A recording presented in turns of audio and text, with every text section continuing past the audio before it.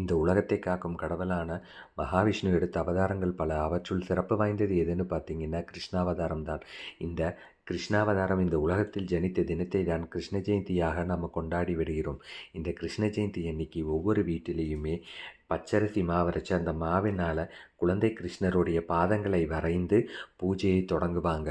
வீட்டில் குழந்தை கிருஷ்ணரின் படம் இல்லை விக்கிரகங்களுக்கு துளசி மாலையால் அலங்கரித்து கிருஷ்ணருக்கு மிகவும் பிடித்தமான பால், தயிர், வெண்ணெய், இனிப்பு அவல், இனிப்பு சீடை, கார சீடை, தட்டை, முத்துச்சரம் போன்ற பல பலகாரங்கள் பசுநெய்யில் செய்த பல பலகாரங்களையும் பழங்களையும் படைத்து அவரை மனமாற வேண்டி அவர் அருளை நாம் பெறுவோம் அப்படிங்கிறது தான் இந்த பூஜை செய்யும் முறை.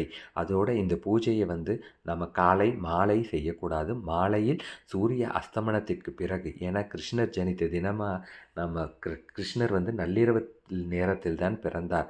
அதனால் சூரிய அஸ்தமனத்துக்கு அப்புறமேல் இல்லை நள்ளிரவு வேளையில் செய்கிறது கூட ரொம்ப விசேஷம். நீங்களும் அப்படி செய்யுங்க, நாங்களும் அப்படி தான் செஞ்சோம்.